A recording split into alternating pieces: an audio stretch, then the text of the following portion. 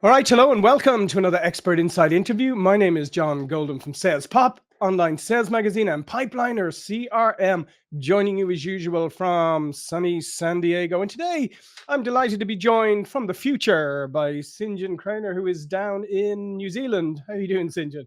G'day, John. I'm very well. Good morning to you. And I think it's your afternoon, isn't it? Is that right? No, it's still morning here. We're Morning literally here as well. we're literally almost the same. Well, a little bit.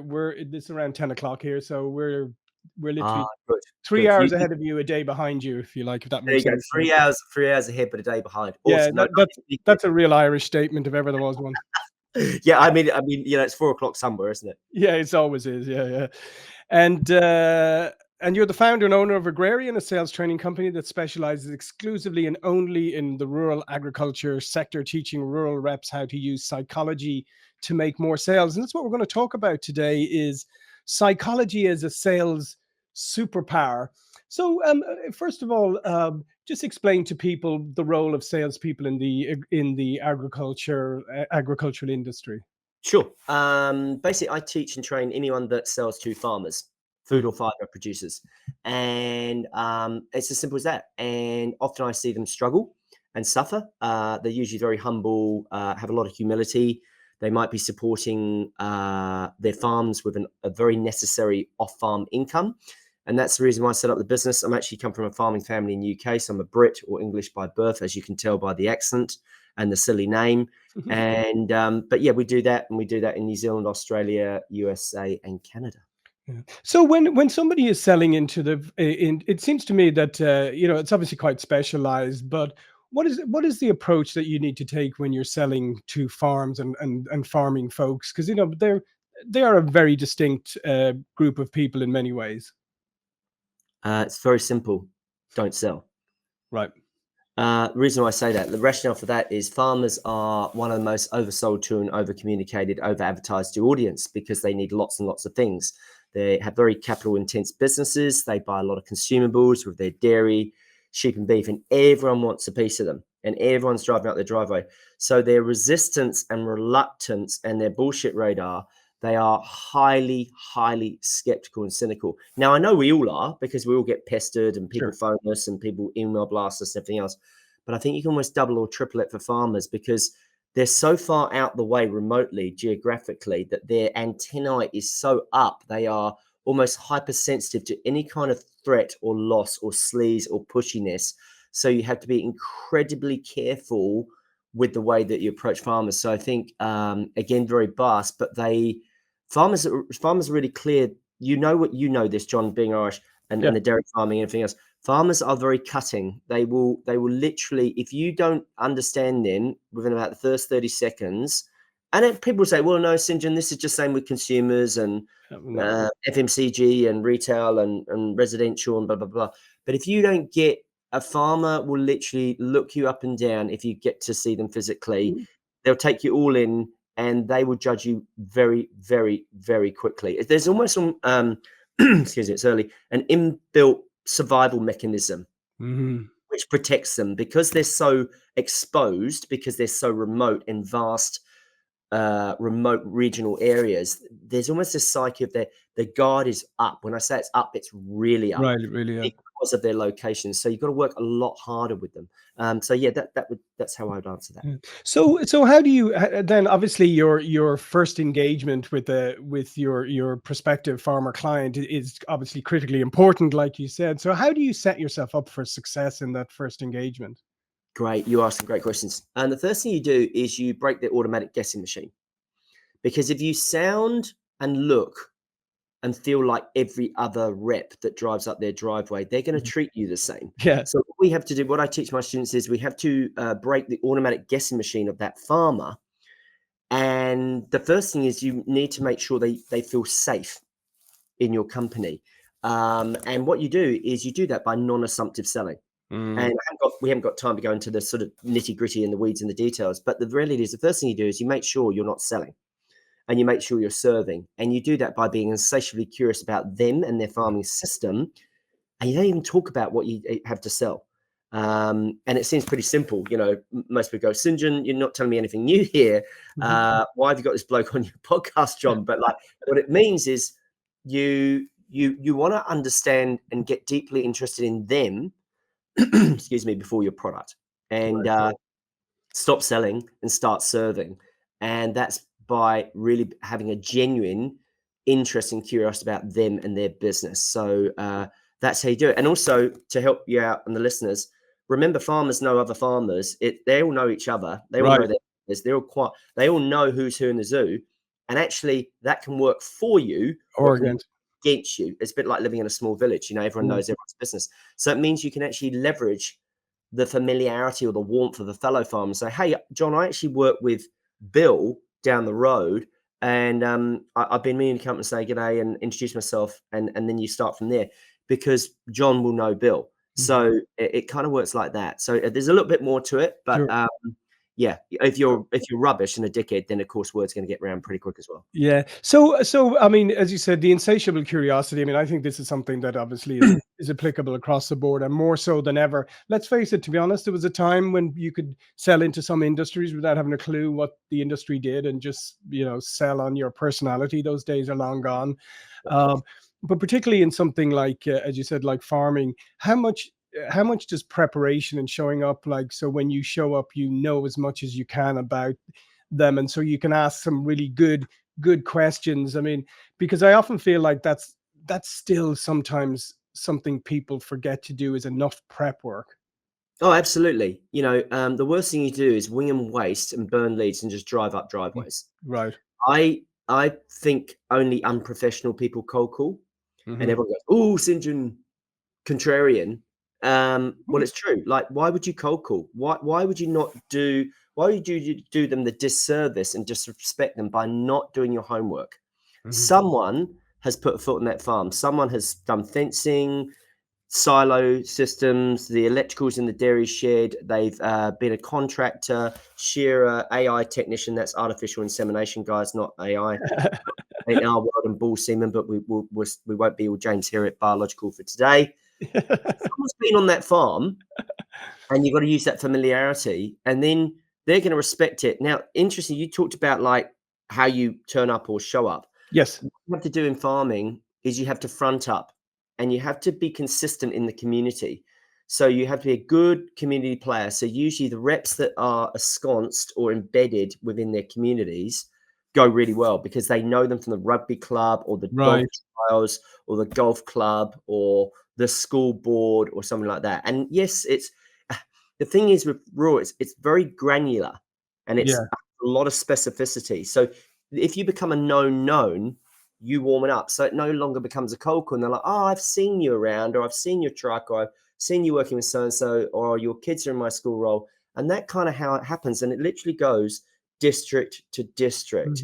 So it's you can't play the towny broadcast blast mass marketing. I was sitting in a farming panel for a very large telco here in New Zealand, and we run a lot of farming panels. And the telco marketing ladies was in the room, or one of the team, and they said, "Well, we do local marketing. We did a 70,000 mail drop," and the farmer from wherever he was, Gordington up in the Waikato dairy district, 70,000. He says there's 700 or 70 in my town. That's local marketing. So why don't you just come and get to know me and my district rather than blasting all your stuff all over the Waikato? Yeah, well, that sounds like a lot of stuff to go on the compost heap. Yeah, a lot of Well, usually they use it for the fire. Right. Yeah, exactly. They call it shit that folds. That's fun. But the other thing that you mentioned there, and I think it's interesting, is that obviously, if you're smart about it, you can gain a lot of intelligence about the farm by talking to other providers, because as you said, this is provider intensive businesses. It's so good, John. You're so on the money. Great question. Absolutely. We do a thing called influencing the influencers. So what happens is we'll have a list, and we will roll and rank all the people that are providers to that farm. So they could be tractor mechanic, farm consultant, veterinarian, agronomist, accountant, banker, women's agricultural group, water catchment group, discussion group. I could go on and on. It could be 30, 40, because they are very partner intense. And there's a lot of people that are involved in farms to keep those farms moving, because they're very complex businesses. I think town people don't understand how complicated farming is. You've got biological, you've got climate, you've got soil, you've got animals, you've got mechanics, you got business, you got buildings. It's not just a click and whir sort of small screen cell and play with some algorithms and some code. We're talking about a live biological system that's literally moving and growing and dying all the time. And I guess also that, I mean, we all say, well, our time is very valuable, but let's face it, farmers are, their time, I mean, they don't really have a lot of time, do they? I mean, their days are filled from dawn to dusk almost. So understanding that and being very respectful of their time, and that's got to play a key role too in building some trust. Yeah, you always make an appointment with a farmer. And if you do go and see them on prospect and drive up a driveway and use the familiarity that I've just taught, Yep. then you just make sure you make a time. Yeah. And what you do is you get to know when your farmers are available. Sometimes they're collecting their kids from the bottom of the driveway, from the school run, the school bus. Right. Sometimes they're milking cows. Sometimes they're once a day. This is obviously dairy farmers, obviously sheep and beef as well, and cropping and broadacre, because we do Australia as well, of course. You work out what their day is, and then you find the right time to talk to them. So you might come and see them after milking, or you might come and see them just after they've had their breakfast at 9. They literally come in, milk the cows from 5 till 9, and you come and see them after that, or you come and see them mid-morning when they're just washing the shed down. So you just work out when the best time. Better still, ask them when the best time is to come and talk to them. So, it's like communication preferences when you're onboarding clients. It's like, how do you want to be communicated with? John, do you like voicemail? No, hate it. Send me a text. And what time works for you? Roughly about 9:30. If you want to come and see me and talk to me about my dairy consumables, come and see me at 9:30 when I finish milking. Yeah. And by the way, it still amazes me how often that mistake is still made, because I mean, even in I see it here sometimes. People say, "How do you like to be communicated?" And I'll say, "Oh, you could just send me an email," and then they call me. Yeah, it drives me insane. We've been spending a lot of money renovating our house recently, and I put out like solar quotes and central heating Sure. and thing and blah blah blah blah, and spending a bloody fortune. And I said to him, I'm really busy. Hmm. I'm either on a plane, or I'm in a meeting, or I'm traveling, or I'm training. I literally go back to back, and they call me. And I'm like, I told you, email me. And if you really need me quickly, you text me. But they ignore it. But I think this is the problem with salespeople. They're so self-orientated and Hmm. self-interested. They have no, well, one, it's that they're breaking the cardinal rule. You have to listen Yeah. and you have to ask. And then when the customer tells you what they want, you do that, yeah. So, there's a lot around that. I mean, I hate people leaving me voicemail. Now, the only time they can leave me voicemail is if they're driving. Right. But I hate voicemail. I say, hey, John, it's St. John here. If you want to get hold of me, please send me a text or send me an email. I don't clear my voicemail very often. So if you want me to get back quickly, do that. And so many people leave me voicemail.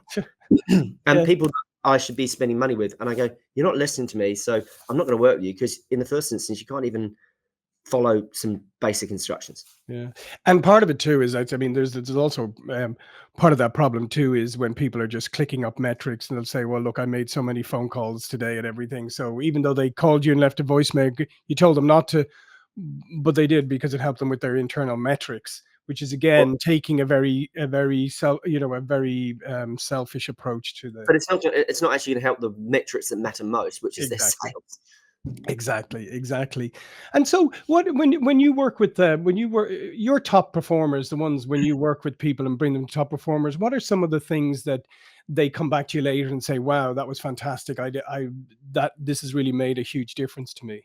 Lots of things. Let's talk about 4 things. I call it a mastery matrix. This might be useful for your listeners. And this is for any sales team.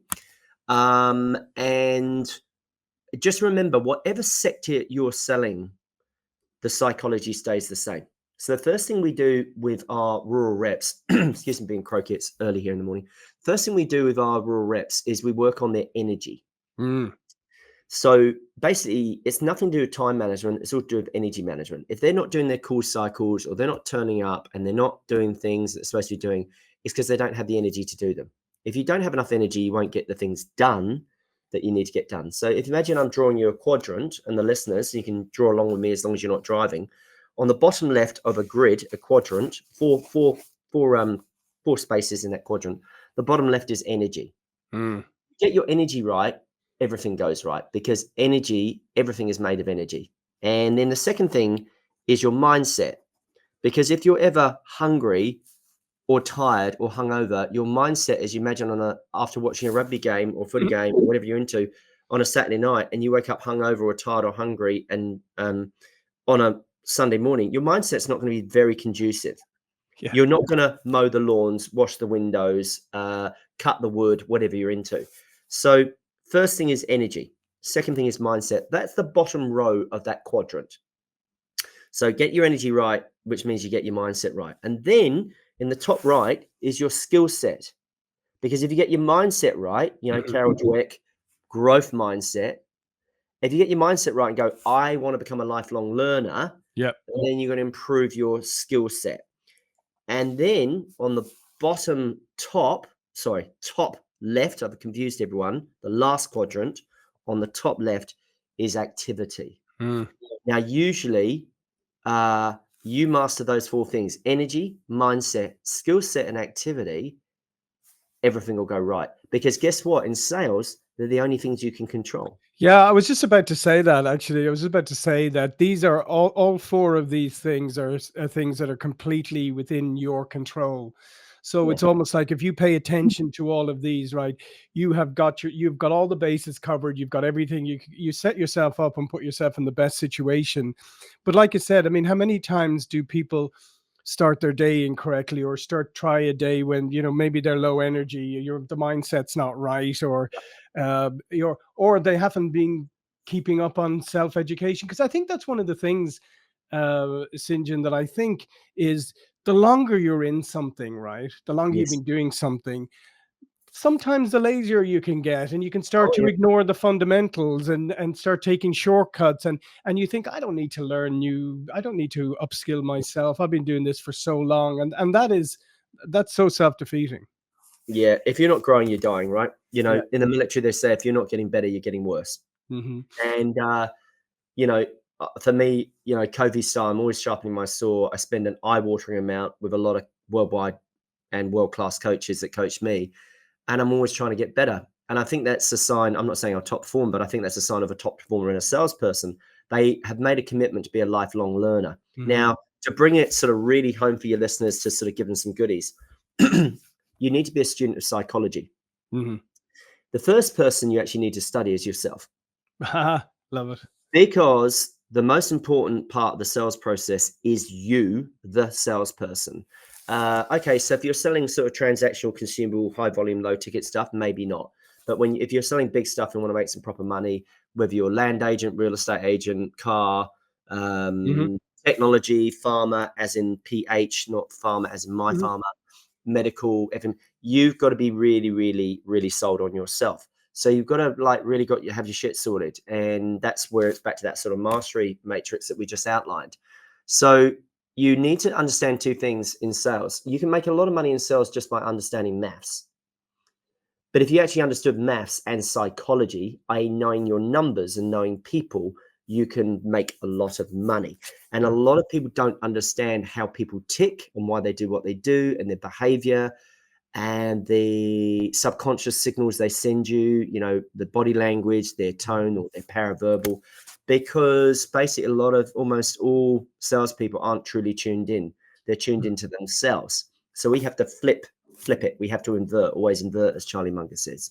Yeah, and it's really interesting, because I do think that in all aspects of life, that self-awareness is the key to success. And unfortunately, a lot of us arrive at self-awareness, Too late. too Too late. late. Yeah, I was going to Yeah, say. I tell you what, I'm tender age of 50, 51 soon. And I don't think I really worked out self-awareness till about I was 38, 39. Yeah, yeah. And, Socrates says to know thyself. Hmm. And so we talk about three things that really I think are different about us. Is the first thing we need to do is we focus on you, Yep. then we focus on the customer, and then we focus on the product. Most sales training, particularly in rural, and it's the same with when you have these happy clappy glorified get-togethers and these one and done drive-through events that they call sales training. It's Yeah. actually product training. Yep. And there's product training for 15 hours, and then there's the 16th hour of those 2 days is actually sales training. So Mhm. I get flown all over the world, and they go, "Can you come and fix my sales team?" and they give me an hour. And I said, Yeah. I don't get on a plane, one, for an hour, and two, minimum I'm going to spend is half a day.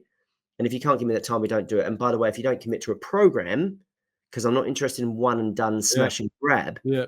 we are going to reinforce and create long-term memory structures. So we have repetition, recall, retrieval to slow the decay and deterioration of that learning. So yeah, that this whole your questions are fantastic. You've got to be a lifelong learner. The most important person in your study first is yourself, because you need to be sold on yourself. You need to have very high conviction, confidence in sales. Rural sales is brutal. You're going to get a lot of no's because of the biology and the seasonality of Yeah. it. So you've got very short windows to sell. And then if you understand yourself and you're tuned in yourself, it means you're more likely to be tuned into others. Yeah. So you can relate to them more and pick up and allow the farmer to feel safe enough to tell you things that they don't tell other reps. So you can have a better conversation, because the sale is always made in the conversation. Yeah, yeah, and like you said, I mean, if you don't have that conviction, and I think that that's so incredibly important, because and especially as you said, that the radar is up with farmers probably more than anybody, is that if you don't really believe in what you're selling, if you're not really convinced about it, they'll spot that very quickly, because it's kind of hard to fake. Oh, it is totally. And they almost have got this sort of iometer or sniffometer, or I call it the sniff test. They will eyeball you. They're old school. They do want to see you. Yeah. They can, and they do not like fast, shiny shoe towny talkers. I've seen a lot of these guys, and I see a lot of it where I go, and they're not tuned in. They're not getting to know the person in front of them. And I think the question is, they're highly cynical and they're highly skeptical, and they score very high on agency or autonomy, which means they like to be in control, because so many people are trying to tell farmers how to farm these days. Yeah. If you're a salesperson that tries to force the sell, pressurize the sell, tell them, because friends, telling ain't selling, Yeah. they're going to tell you bugger off. And so Mhm. they're just going to shut you down, and you're not going to have a conversation. And it's going to be short and shallow. Your sales are going to be miserable, and they're going to tell you to jog on. Mhm. And I guess one of the things, the good side of all of that is, if you can build that relationship and build that trust, you probably have, as long as you maintain that trust, you probably have a customer for as long as you want them. Yeah, you so good. If you can win a farmer over and you look after them, unless you do something really horrid, Mhm. they will stick to you for a very long time. They are generally longer sales cycles. They're not, sign me Yeah. up, get your credit card, give me your PayPal.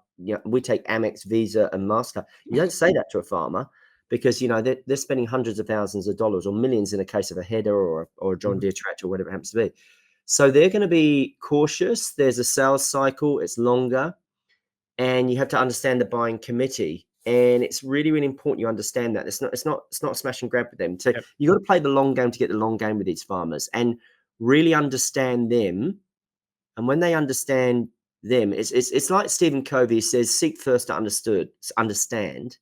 Seek first to understand before being understood. I mean, this is a very, very close parallel. If that farmer feels safe for you, you're the farmer, John. I'm the rep, and I'm really getting to know your business. I've dropped off a few things. You've seen me around the community. Mhm. You go, this St. John guy, I'm going to give him a go. He seems like a good man. They'll Yeah. judge you on your character before anything else, before your sales. And I'd also say, around the confidence or conviction piece, that comes from your competencies and Yeah. your capabilities. There's a correlation between confidence and competence.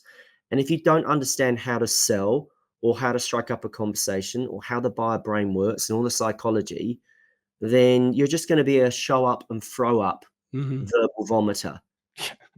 So I call them, like, here's my spray broom, here's my tractor, and you just like deluge them in feature creature mode. Yeah, And the yeah, yeah. farmer's like, I'm not interested. Like, show me you're interested in me first. Because I always say to my reps, you need to be more interested in the other person, and then they become more interested in Yeah, you. yeah, it's And a yeah, it is, as you said, going back to psychology, it's basic psychology, isn't it? yeah, and the other thing is, if you're more honestly, this is worth hundreds of thousands of dollars in terms of advice to anyone, whatever sector you sell in. My biggest advice I can give you is, please, please, please, for the love of God, be more interested in the person in front of you that you're selling to than the product you're selling. Right. That's If you beautiful. do that, you signal, as you know, John, we had a really good chat before we came on air, Mhm. got to know each other. We talked a lot about New Zealand, Ireland, and all the terrible things that are happening in LA at the moment, which is absolutely sickening. And people need to be seen and heard and understood. I think a Yep. lot of people are not valued and appreciated enough. It's very transactional. It's very fast. Compliment to you. You took your time with me. I come on podcasts like this in the US, and I feel like I'm being shoved through like a supermarket item on through the checkout. You know, it's like, right, I got to go to my next one and everything. You know, I'm making time. You're making time. You're a great host. You ask great question. There's a warmth. There's an authenticity or a genuineness about you, and that's why I give, because you see me and I see you. Mhm. We struck it up really quickly. But that's a human condition, and I think we've lost that art of understanding with the martech and the Yeah, AI. totally. We're humans selling to humans, and farming is still very much a people to people, me to me kind of business. Mhm. And you just mentioned there's something, and we'll finish up on this though. That seen, heard, and understood. It's so simple. Now I don't equate simple to easy, but it's so simple. And they're actually they've been running surveys and stuff recently, and it's all coming back again. And what do people want? They want to be seen, heard, and understood. And so it's not rocket science, but it does mean that you have to get out of yourself and realize that first thing is I need to see you. I need to talk to you and listen to you, understand you. I need to hear you, and then I need to understand you. And it's a simple framework, but it's very easy for us to forget that and to start to go, well, actually, I'm here to sell you something, so I'm still seeing me. I'm not seeing you. Yeah, good point. Now, for your listeners, the last point I'll leave you with is intent. Hmm. I think it's really, really important you serve the best interests of the customer rather than best interests of yourself. Yeah. Just do that and you'll make more sales, because the customer intuitively picks up on immediately from the caveman brain if you are serving my best interests or you're serving your own. Unfortunately, most salespeople, because they're so desperate and emotionally invested because they don't prospect enough and they're not active enough and they haven't Mhm. mastered those 4 things we just spoke about. They are desperate for a sale and they're needy and they smother and they push and they pressure, which is self-interest. They're Yeah. self-orientated and they're selfish. And the most important thing you can do is stop selling on and focus on helping your buyer make really good and accurate and informed decisions. Start playing the role of buyer assistant and stop being a salesperson. Yeah, perfect. Well, listen, St. John, this has been great. All of St. John's information is going to be below this video. But before we go, please do tell people a little bit more about you and what you do. Yeah, so we're based in New Zealand. I jump around New Zealand, Australia a bit. I have the privilege of training lots of rural sales teams. So, God forbid, if you do find yourself listening to this and you are a rural sales manager or business owner pulling your hair out and not getting the performance from your sales team, we should have a chat. We have a resource page, which John and his team kindly will put in the show notes. It's ruralsalessuccess.com. I have a rural sales show podcast, which you can get on Apple and Spotify. We have a weekly newsletter. We have an ebook. There's a whole bunch of resources. If you don't have the money now or you're not ready for us now, that's not a problem. We've got your back. Download the free resources. We do not want to see you or your team struggle or suffer. And we train as many managers as we do teams nowadays, because obviously the manager, show me the manager and I'll show you the team. Yeah, So yeah, the two absolutely. go hand in hand. Yeah, fantastic. Well, listen, thank you again, St. John. Thank you for watching, listening. I'll see you all again very soon. Thank you.